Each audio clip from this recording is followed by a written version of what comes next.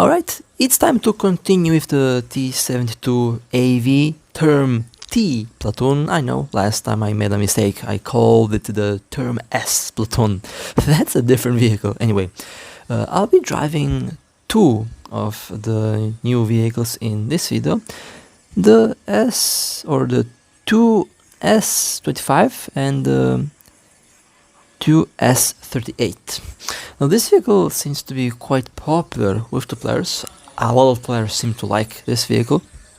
And I don't really know why, honestly, but I can kind of see why actually. It has a very powerful 125mm main cannon. It's able to launch ATGMs, has very interesting ATGMs. It is very fast, very good mobility, although the armor is definitely on the lacking side. 450mm is the average penetration on this vehicle, so you do get a fairly powerful cannon, a fairly fast vehicle, but naturally it will lack any armor. Then you have this vehicle, and this is a Rat. This can launch APFS DS shells, 57mm APFS DS shells, 151mm is the average penetration. Now the reload is funny on this thing.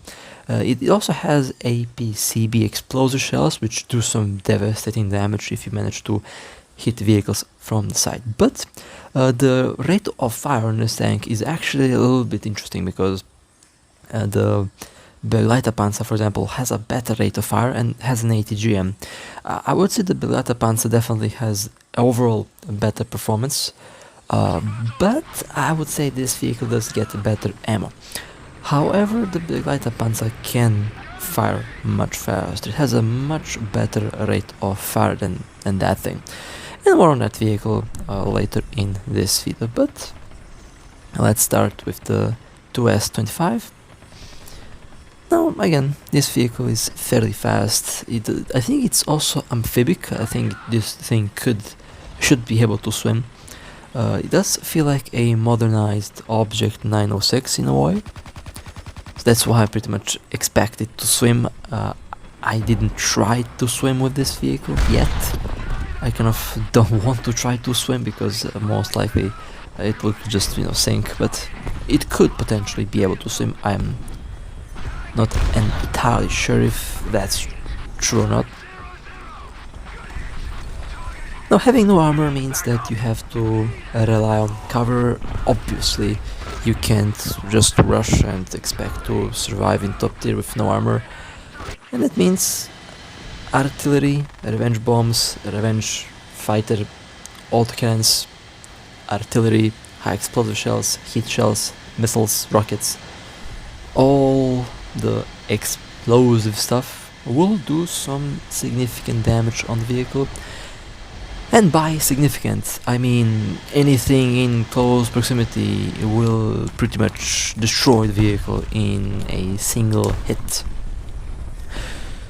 So yeah, you can't really rely on taking hits with the 2S25. However, you can definitely take advantage of this vehicle's speed and maneuverability, and definitely main cannon. Now, admittedly, I haven't used the ATGM on this vehicle that often. I have been using the APFSDS shell primarily, and that revenge bomber is definitely coming my way. I'm kind of tired of the revenge bombers. That was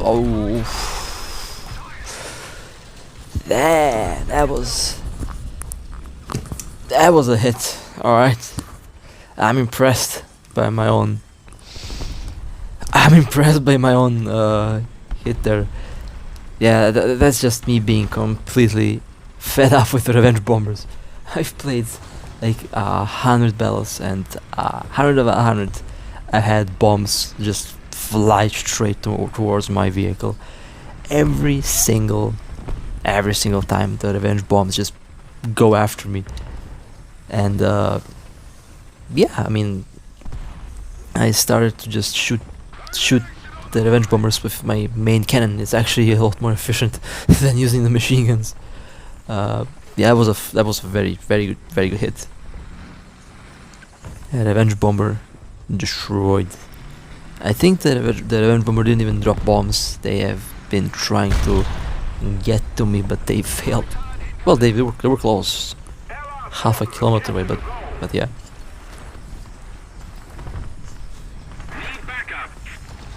The revenge bombers definitely ruin the experience, especially if you're having a good battle and then you have a bomb just drop on you and then yeah, game over. That's rage-inducing, not gonna lie. And the Gleiterpanzer, okay, destroyed. Another. Okay, I'm just going to leave. I'm just going to leave this area. I didn't see if that was a fighter or a revenge bomber, but in any case, I'm just going to take some distance.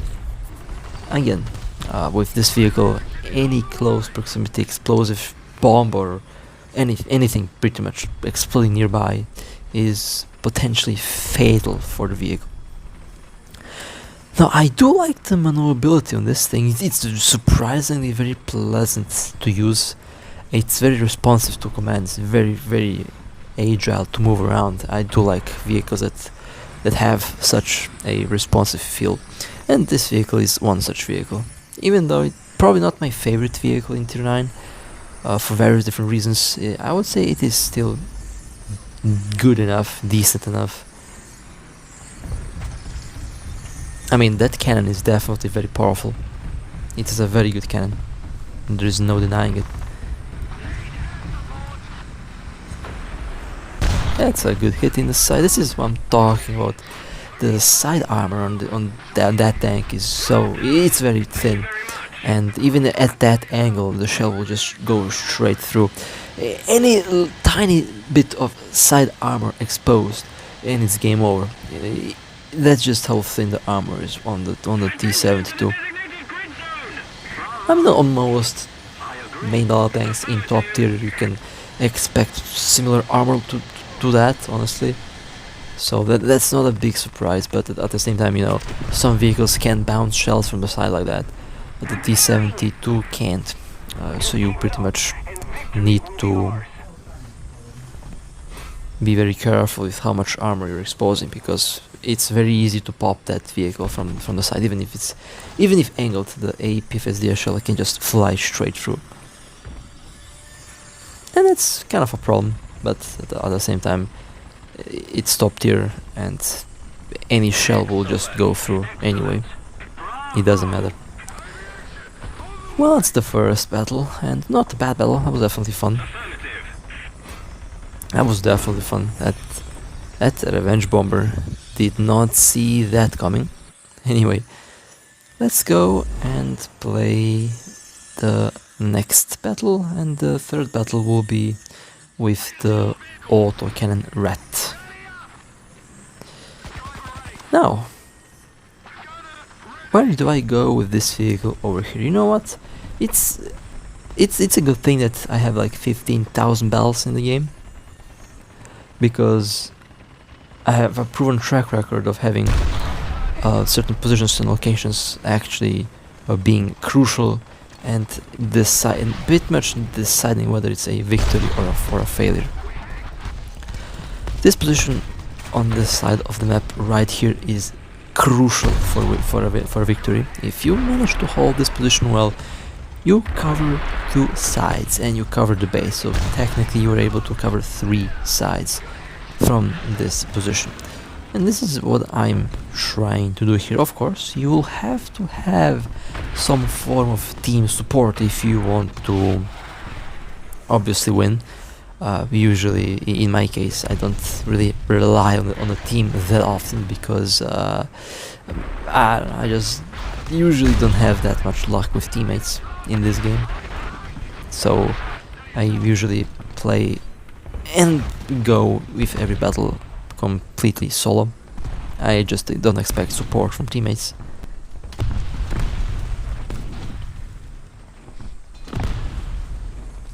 But that's just my special occasion here. That's a cheese wedge tank, and what's behind the cheese wedge I have no idea. I'm waiting for the cheese wedge to move. They have to move if they want to aim. Now it's the chance. Okay, I broke the engine and I broke the track.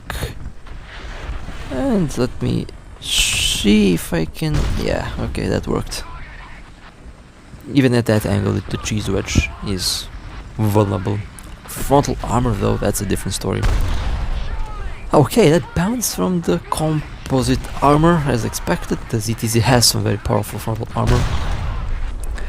Second shell though, destroyed the engine. How am I alive and how did that How did that SPA not see me is a miracle. That was almost a failure there.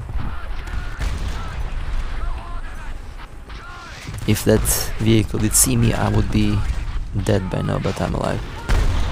Okay, well, I just need to find a weak spot for the ZTZ. I can't penetrate the front. Well, I just have to shoot right there, I guess. Yep, I just have to. I have no other choice. Just have to aim there. And eventually it will just explode. Yeah, frontal plate is definitely a no-go. Okay, someone else destroyed it. I like how this vehicle isn't super tall. It's also fairly flat, but at the same time not pancake level flat, but it's still flat. Okay, well, that's decent so far. Let me go and let me capture the base. Because no one is bothering to capture the base, I'll just go and capture it. Extra points for me. Now let me just rotate myself so I can have an easy escape. Okay, there we go. And a good old smoke spam. This is one occasion where a smoke spam is justified. Because there is no one else besides me here, so smoke spam is justified. And now let me go back to my position so I can cover the base. There we go. Nice and smooth. Just like my frame rate, which is flatlining 120 FPS. Beautiful. On max settings, of course. Runs like a dream, as expected from this device. Monster phone. Well, only 2 destroyed vehicles in this battle. That's kind of 2 destroyed vehicles and I'm first place. That's weird. Definitely weird. I almost got smoked by the artillery there. Let's just go back. For some reason I am a magnet for artillery. Okay, there we go. Nice and safe right here behind this big rock. So, my initial thought about this, I would say very good. Surprisingly a very decent vehicle. 3 destroyed vehicles in the battle, not bad, I'll take it. This is actually a very surprisingly good vehicle. Very good maneuverability, very good top speed. A very good reverse speed, I would say. Very good ammo, very good cannon. The armor is terrible. The armor is non-existent, I would say, on this vehicle, but that's to be expected. But in top tier, armor isn't that important. With the exception on couple tanks. On the vast majority of vehicles, armor isn't really a big factor in top tier. But I'm legitimately happy with this tank. I would say it's fairly decent. Fairly decent would be an understatement. I would say it's very good. And after this battle, I'll be going and I'll be driving the Rat, the Autocannon Rat that this platoon has to offer. And I think that vehicle will be very interesting for all of you guys because the way it works and plays is definitely unique. I haven't experienced a vehicle like that in this game so far. This is probably the first time for me, and the only thing that it needs, I would say, is a ATGM launcher. If this vehicle had ATGMs, it would be a perfect Rat. However, unfortunately it doesn't get that, but you do get a PFS DS shells. 57mm darts, which honestly can be pretty nice. Now you do have second M option, which is explosive APC BC, which is the ammo I believe a lot of players will primarily use. Now, this vehicle does have a unmanned turret, which means that technically the turret can be hit by a PFSDS shells, and it technically should mean that the shell will just fly through and will do no damage. But obviously, it has literally zero armor, so high explosive HASH missiles, rockets, bombs, high explosive shells will pop the vehicle if it gets hit anywhere, especially in the turret. So while it's interesting that you have no armor protection, when I mean no armor, best armor protection in the turret, the vehicle will be quite vulnerable to incoming high explosive shells.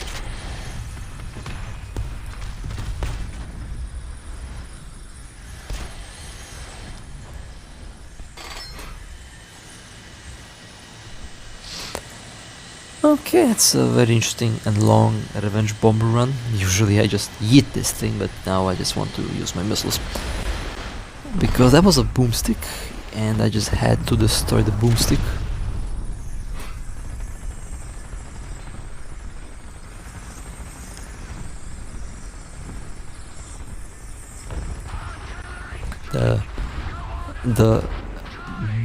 The C1 boomstick, or the 1C boomstick, is actually quite dangerous. 3-second autoloader. So that's one thing to keep in mind. And we have 4 destroyed vehicles so far with this machine. Now my aiming there, admittedly, my aim was terrible. Although that track should have been broken, but it wasn't broken. Easily able to punch through the lower plate of a lot of main battle tanks, which is evil for an autocannon. I mean, if played properly, this can be a very annoying and a very dangerous tank, or well, technically anti-aircraft vehicle, but it does have anti-tank capabilities, obviously. I feel like the overall visual, the design of the vehicle seems a little bit boxy. The box design with that small turret is kind of funny to look at, to be honest. But it's not a bad tank, that's for sure. It's fairly decent. It's surprisingly good. I enjoyed it a lot, actually.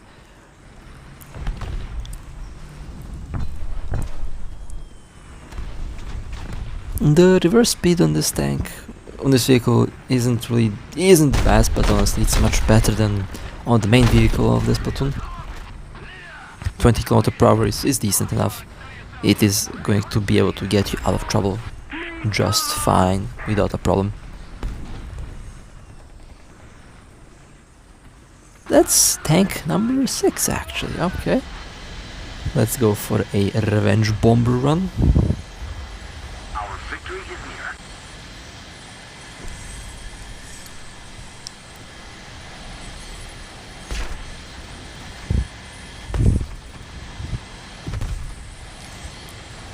The Allied forces have captured a zone.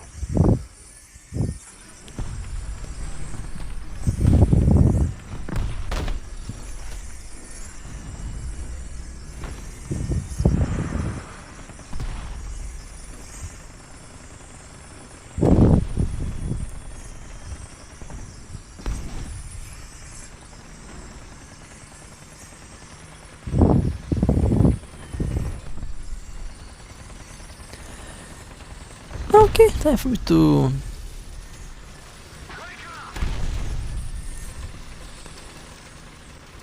move a bit forward.